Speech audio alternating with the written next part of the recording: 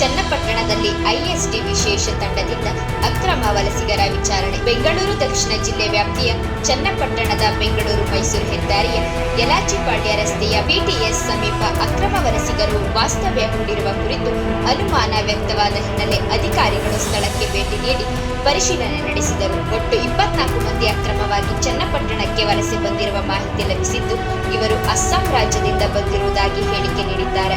Plastic, paper ಹಾಗೂ ಚಿಂದಿ ಆಯ್ದು ಜೀವನ ನಡೆಸುತ್ತಿರುವುದಾಗಿ ಕೃತಕ ಶೆಡ್ಗಳನ್ನು ನಿರ್ಮಿಸಿಕೊಂಡು ವಾಸ್ತವ್ಯ ಹೂಡಿರುವುದು ಪತ್ತೆಯಾಗಿದೆ. ಸ್ಥಳಕ್ಕೆ ಐಎಸ್ಡಿ ವಿಶೇಷ ತಂಡ ಭೇಟಿ ನೀಡಿ ದಾಖಲೆಗಳ ಪರಿಶೀಲನೆ ನಡೆಸಿತು. ಕೆಲವರ ಆಧಾರ್ ಕಾರ್ಡ್ ಜೆರಾಕ್ಸ್ ಪ್ರತಿಗಳನ್ನು ಪರಿಶೀಲಿಸಿದಾಗ ಕೆಲವು ಮೊಬೈಲ್ ಸಂಖ್ಯೆಯಲ್ಲಿ ವ್ಯತ್ಯಾಸ ಕಂಡು ಬಂದಿದೆ ಎಂದು ಮೂಲಗಳು ತಿಳಿಸಿವೆ. ಜೊತೆಗೆ ಇವರು ಬಳಸುತ್ತಿರುವ ಯಾವುದೇ ವಾಹನಗಳಿಗೆ ಸಂಬಂಧಿಸಿದ ದಾಖಲೆಗಳು ಲಭ್ಯವಾಗಿಲ್ಲವೆಂಬುದು ಅಧಿಕಾರಿಗಳ ಗಮನಕ್ಕೆ ಬಂದಿದೆ. ಈ ಹಿನ್ನೆಲೆ ಆಜಾದ್ ಬ್ರಿಗೇಡ್ ಕಾರ್ಯಕರ್ತರು ಸ್ಥಳಕ್ಕೆ ದಾಳಿ ನಡೆಸಿ ವಿಚಾರಣೆ ನಡೆಸಿದರು. ಸ್ಥಳೀಯ ವ್ಯಕ್ತಿ ಅಜರ್ ಎಂಬಾತನೊಂದಿಗೆ ಕೆಲಸ ಮಾಡುತ್ತಿರುವುದಾಗಿ ವಲಸಿಗರು ಹೇಳಿಕೆ ನೀಡಿದ್ದಾರೆ.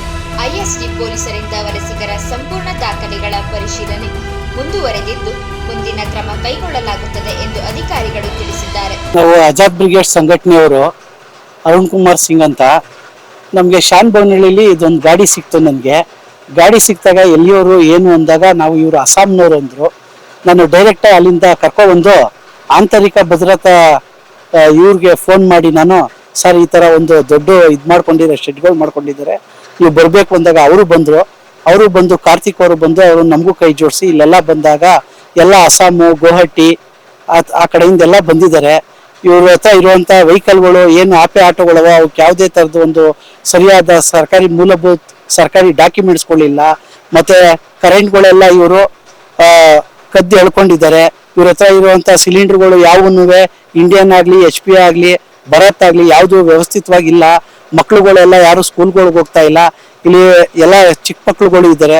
ಆದ್ರಿಂದ ಎಲ್ಲ ಇವರು ವಲಸೆ ಹೊರರಾಜ್ಯದವರು ಅಂತ ನಮಗೆ ಒಂದು ಗುಮಾನಿ ಇದೆ. ಮತ್ತು ಇವ್ರದ್ದು ಫುಲ್ ಇಡೀ ಹಿಂದಿನ ಡಾಕ್ಯುಮೆಂಟ್ಸ್ ತೆಗೆದಾಗ ಅಸ್ಸಾಂನವರ ಇಲ್ಲ ಬಾಂಗ್ಲಾದೇಶದವರ ಅನ್ನೋದು ನಮಗೆ ಖಚಿತ ಆಗಬೇಕು. ಅದಕ್ಕೆ ಸಂಬಂಧಪಟ್ಟ ಸಾರಿಗೆ ಇಲಾಖೆಯವರು ಮತ್ತು RTO ಅವರು, ಪೊಲೀಸ್ ಇಲಾಖೆಯವರು ಬಂದು ಈ ಜಾಗಕ್ಕೆ ಸ್ಥಳ ಪರಿಶೀಲಿಸಿ ಇವ್ರು ಎಲ್ಲಿಯವರು ಏನು ಅಂತ ಕಂಡುಹಿಡಿಬೇಕು. ಮತ್ತು ಈ ಜಾಗದ ಓನರು ಇದೇ ಚನ್ನಪಟ್ಟಣದವ್ರು ಮೂಲತಃ ಆಗಿ ಶಿವು ಅನ್ನೋರು ಬಂದು ಅವರು ಹೇಳ್ತಾ ಇದ್ದಾರೆ, ನಮಗೆ ಯಾವುದೇ ಥರದ್ದು ಇವ್ರದ್ದು ಯಾವುದು ಬಾಡಿಗೆನೂ ಬೇಡ, ಇದು ಬೇಡ, ಮೊದಲು ಖಾಲಿ ಮಾಡಿಬಿಡಿ ಅಂದ್ಬಿಟ್ಟು ಈಗ ಅವರು ಹೇಳ್ಬಿಟ್ಟು ಹೋಗಿದ್ದಾರೆ. ಇವ್ರಿಗೆಲ್ಲ ಬಂದು ನೋಡಿದಾಗ ಇವ್ರ ರಾಜ್ಯಗಳಲ್ಲೇ ಕೆಲಸ ಮಾಡ್ಬೋದು. ಇಲ್ಲಿವರೆಗೂ ಈ ಚಿಂದಿ ಆಯಕ್ಕೆ ಮತ್ತು ಗುಜ್ರಿ ಇವೆಲ್ಲ ಆಯಕ್ಕೆ, ಬಾಟ್ಲ ಆಯಕ್ಕೆ, ಸೀಸಾ ಆಯಕ್ಕೆ ಇಲ್ಲಿವರೆಗೂ ಬರುವಂಥದ್ದು ಏನೂ ಇಲ್ಲ. ಇವರು ನನ್ನ ಅನ್ನಿಸ್ತದೆ ಇವರು ಬೇರೆ ದೇಶದವರೇನೆ. ಬೇರೆ ದೇಶದವ್ರು ಇಲ್ಲಿ ಬಂದ್ಬಿಟ್ಟು ಇಲ್ಲೇ ಆಯ್ತಾ ಇದ್ದಾರೆ. ಮೂಲತಃ ನಮ್ಮಲ್ಲೂ ಅವರೇ ಗುಜ್ರಿ, ಈ ಸೀಸಾ ಅಂತವ್ರು ಅವರೇ. ಇವ್ರು ವೆಹಿಕಲ್ಗಳು ಮಾಡಿಸ್ಕೊಟ್ಟು ಇಲ್ಲಿ ಸಂಬಂಧಪಟ್ಟದವರು ಬಂದು ಇವನ್ಗೊಬ್ಬ ಏಜೆಂಟ್ ಯಾರು ಅಜರ್ ಅನ್ನೋನು ಇವ್ರಿಗೆಲ್ಲ ಶೆಡ್ಗಳು ಮಾಡಿಕೊಟ್ಟು ಗಾಡಿಗಳು ತೆಗೆದುಕೊಟ್ಟು ಅವ್ರ ಗಾಡಿಗಳಿಗೆ ಯಾವುದೇ ಥರದ್ದು ಒಂದು ಮೂಲಭೂತ ಡಾಕ್ಯುಮೆಂಟ್ಸ್ಗಳಿಲ್ಲ. ಇದು ಯಾಕೆ ಮಾಡಬೇಕು?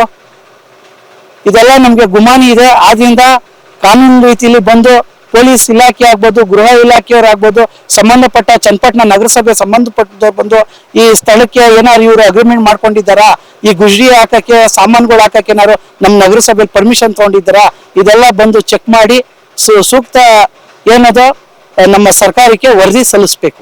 ಕರುನಾಡು ಟೈಮ್ಸ್ ಚಾನೆಲ್ನಲ್ಲಿ ಸುದ್ದಿ ಮತ್ತು ಜಾಹೀರಾತು ನೀಡಲು ಈ ನಂಬರ್ಗೆ ಕರೆ ಮಾಡಿ.